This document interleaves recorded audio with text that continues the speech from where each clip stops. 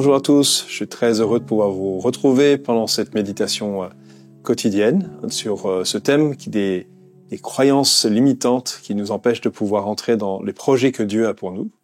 Et j'espère que vous allez bien, que vous passez de bons moments dans ce temps de jeûne et de prière, ou au moment où vous regardez cette vidéo.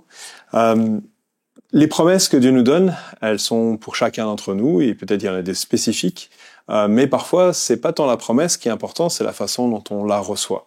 C'est pour ça que pendant tout ce temps de jeûne et prière, on va travailler, en tout cas on va vous partager sur ces croyances limitantes qui peuvent concerner à la fois Dieu, qui peuvent concerner les autres, mais aussi nous-mêmes. Et aujourd'hui, j'aimerais pouvoir partager avec vous justement c'est une de ces promesses de Dieu dans lesquelles on peut se sentir disqualifié, parce qu'on se dit c'est pas pour moi, parce que je ne suis pas assez bien. Et on l'exprime de façon parfois pas aussi claire que ça. On dit je suis pas assez pour pouvoir recevoir ça, ou c'est trop beau pour être vrai. Et puis on peut trouver plein d'excuses en fait. Il y en a qui vont le trouver par rapport à dire j'ai pas les bonnes origines, j'ai pas le bon genre, j'ai pas la bonne profession, la bonne situation financière ou sociale, j'ai pas les bonnes éducations ou j'ai même une absence d'éducation, ou ça peut être aussi ma personnalité, je suis trop timide, je suis pas assez ci, je suis pas assez ça. Et on pourrait développer plein de raisons et d'excuses pour lesquelles on pourrait se sentir disqualifié.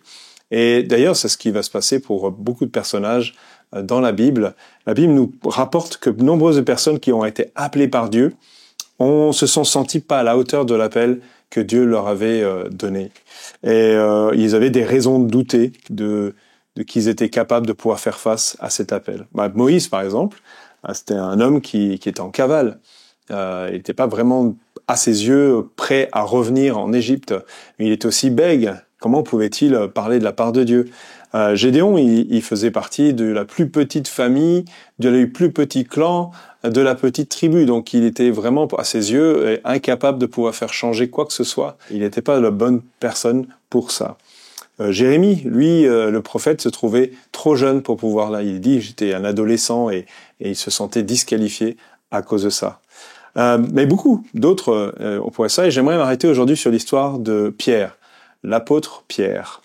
Malgré son tempérament fougueux, Pierre, c'était un homme qui pouvait douter, qui parfois peut-être contrebalançait ce côté où il avait ce côté tempérament fort avec ses moments de doute et de crainte, où il voyait bien ses limites et ses failles. À plusieurs reprises, Jésus va le confronter afin de l'encourager et de voir au-delà de ce qu'il voyait lui-même. Dès le début, on commence avec une nuit de pêche. Et Pierre, on le sait, avec ses collègues, ils vont rien attraper pendant toute la nuit. Alors c'est un constat d'échec. Ça la fout mal, j'allais dire, si je peux prendre l'expression, pour un pêcheur professionnel. En plus, lui, il devait être un peu à la tête de toute cette petite entreprise. Et en tant que leader, ils ont échoué. Et là, Jésus va le confronter. Et va lui dire, est-ce que tu me fais confiance pour faire quelque chose que tu te sens peut-être pas là maintenant dans les meilleures dispositions pour le faire? Pierre devait être frustré et conscient de cet échec. Mais malgré ça, il va vivre un miracle professionnel. Il va y avoir cette pêche miraculeuse qui va complètement les bouleverser. Et d'ailleurs, on va lire ce texte dans l'évangile de Luc au chapitre 5, verset 8. Je lis ça dans la version Sommer. En voyant cela, Simon-Pierre se jeta aux pieds de Jésus et lui dit « Seigneur, éloigne-toi de moi, car je suis un homme pécheur. » En effet, il était saisi d'effroi, ainsi que tous ses compagnons, devant la pêche extraordinaire qu'il venait de faire. Il en était de même de Jacques et de Jean, fils de Zébédée, les associés de Simon. Alors Jésus dit à Simon, « N'aie pas peur, à partir de maintenant, tu seras pêcheur d'hommes. » Dès qu'ils eurent ramené les bateaux au rivage, ils laissèrent tout et suivirent Jésus. Cette réaction de Pierre, elle est vraiment, je la trouve symptomatique de beaucoup d'entre nous. Quand on est face au miraculeux, face même à juste une expression divine, on a ce réflexe de dire ouais, mais moi je suis pas à la hauteur, je ne suis qu'un humain, je suis rempli de failles, je vois tout d'un coup tous mes péchés apparaître. Parfois il y a certains qui disent ça lorsqu'ils sont à côté d'un pasteur connu ou d'une personnalité, et ils se disent voilà, cette personne elle doit connaître tous mes péchés, etc. Je me sens tellement petit par rapport à cette personne qui semble si sainte et si parfaite. Et c'était le cas pour Jésus. Il était pleinement Dieu, pleinement homme, mais il pouvait avoir ce décalage. Et la première action qu'on a quand on nous parle de Dieu, parfois c'est ce recul en disant ouais, mais moi je préfère garder une distance. Et pour ça il dit éloigne-toi de moi. Et c'est souvent ce qu'on dit, mais je suis pas à la hauteur à cause de mon histoire, à cause de mon passé, à cause de mes difficultés à faire face à tout cela, à mon péché. Et Jésus va avoir une réaction totalement différente. Et déjà, il lui dit, n'aie pas peur. Il est beau de se savoir qu'il est là, à sa proximité. Pierre est à ses pieds. Il pourrait le repousser, mais au contraire, il va être à sa rencontre. Et c'est ce que Jésus, en fait, essaie de nous montrer à chaque fois. Il n'est pas limité par nos limites, j'allais dire. Il va au contraire les saisir. En fait, c'est ce qu'il a fait. En venant sur terre, il est venu à notre rencontre et il a dit, voici ce péché qui te semble être un si gros problème. Moi, je l'ai pris, je suis devenu péché et je vous ai réglé complètement ce problème-là. Ça veut dire que quand je viens dans la présence de Dieu, je ne peux pas venir avec ces limites-là. Je peux venir uniquement en disant, je reconnais que j'ai des limites, mais je vois devant toi, Seigneur, celui qui va m'ôter ces limites-là pour entrer pleinement dans tout ce que tu veux. Et ça, c'est le mystère, ou en même temps le secret, j'allais dire, d'une vie qui dépasse les limites qu'on peut avoir, humaines. D'ailleurs, très consciemment, on a des limites. Et je pense même qu'il faut savoir les reconnaître. Et plus on les reconnaît, plus on est capable de pouvoir vivre ce que Jésus veut pour nous.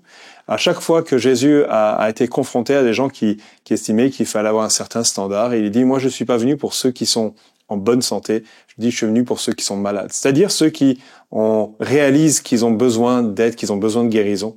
Et je dis, je suis venu pour eux. Donc à chaque fois que je reconnais mes limites, je vois mes problèmes, mes dysfonctionnements, je peux venir vers Jésus et lui dire, voilà ce que je suis. Mais grâce à toi, Seigneur, toi, tu vas transformer ça, tu vas changer ça. Tu vas me donner une autre vision des choses. Et d'ailleurs, c'est à ce moment-là que Jésus va dire à Pierre, voilà, si désormais tu ne seras plus un pêcheur de poissons, mais un pêcheur d'hommes, et il lui donne cette perspective-là. Et à d'autres moments, d'ailleurs, Pierre va avoir cette même révélation. À chaque fois qu'il va être là, il va être confronté à ses limites. Et il va y avoir un moment, par exemple, où il va être confronté à fait que c'est une révélation divine qu'il a eue lorsqu'il donne une parole. Jésus va lui dire, c'est sur toi, sur cette pierre que je vais construire mon église. Ou à un autre moment, quand il va reconnaître après l'avoir renié, que Jésus va le confronter, il dit, est-ce que tu m'aimes? Et que Pierre va être déçu à l'intérieur de cette question-là, il va être confronté. Et c'est à ce moment-là qu'il dit, va, paie mes brebis. Ça veut dire, prends soin de mes brebis.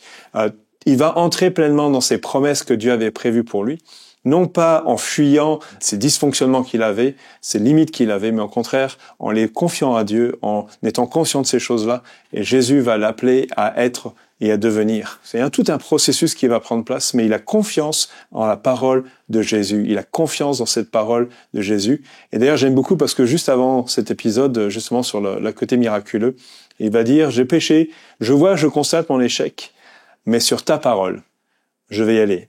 Je vais faire fi de ça pour aller avancer. Et je pense que toute la clé aujourd'hui, peut-être dans ce temps de jeûne et prière, c'est de dire, oui Seigneur, je vois mon histoire, je vois mon passé, mais sur ta parole, je choisis d'avancer et de croire en la promesse que tu as pour moi.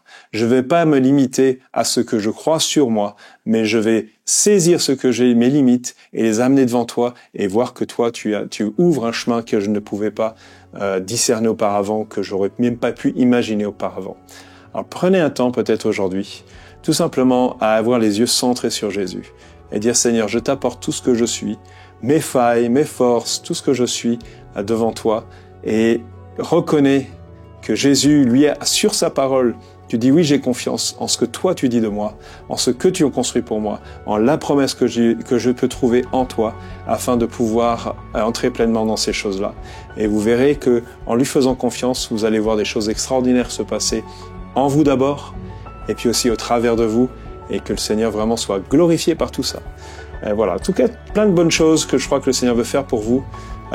Rappelez-vous, c'est sur sa parole que nous pouvons avancer et que nous pouvons dépasser nos limites aujourd'hui. Que Dieu vous bénisse et un excellent temps de jeûne et prière et je vous dis à très bientôt.